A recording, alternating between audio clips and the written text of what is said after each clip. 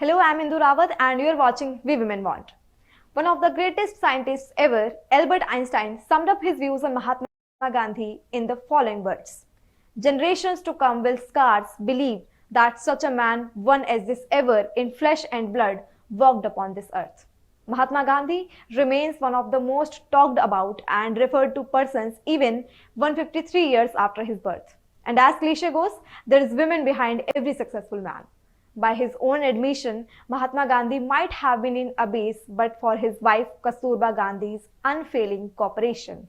Kastur, as Kasturba was called then, was born in an affluent family of Porbandar in Gujarat. Her father, Gokul Das, was a rich merchant dealing in grains, cotton, and clothes with export interests in the Middle East and Africa. Her mother, Braj Kunwar, was a strong willed homemaker. Gokul Das was also a one time mayor of Porbandar. Mohandas' father, Karamchand Gandhi, was a Diwan or chief minister in the government of the Rana of Porbandar, a principality in the western Gujarat. Being prominent in Porbandar, the two families knew each other very well and were friends. When they were 7 years old, Kastur and Mohandas were engaged as their parents decided to cement their friendship. The marriage was solemnized in 1882 when Kastur and Mohandas were 13.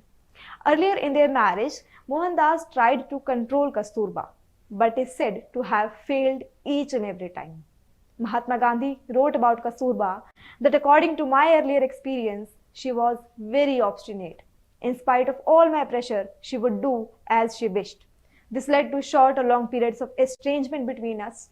But as my public life expanded, my wife bloomed forth and deliberately lost herself in my work. Tenacity and courage that Kasturba Gandhi possessed proved to be the backbone for the Mahatma Gandhi's fight for justice, first in South Africa and then in India.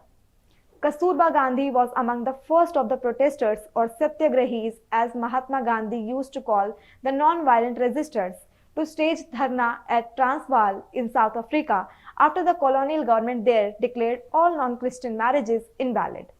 They lived as any other regular married couple till 1906, braving differences and fights but with deep love and devotion.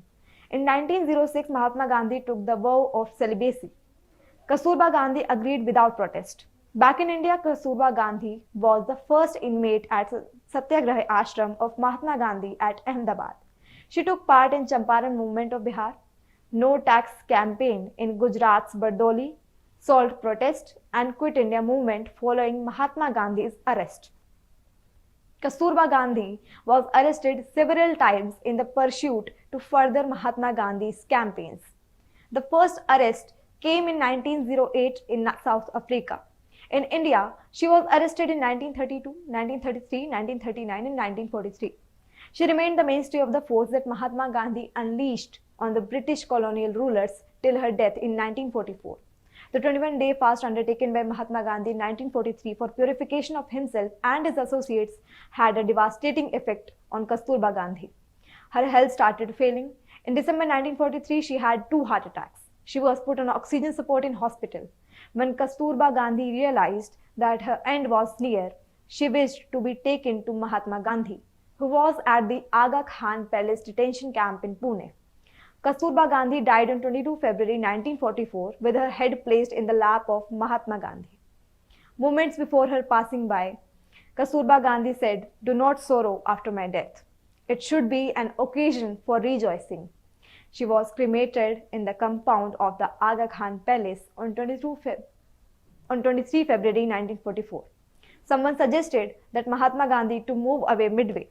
Mahatma Gandhi is said to have replied, saying, "This is the final parting, the end of 62 years of shared life.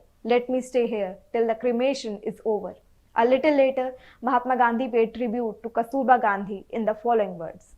"If anything, she stood above me, but for her unfailing cooperation, I might have been in the abyss. She helped me to keep wide awake and true to my vows.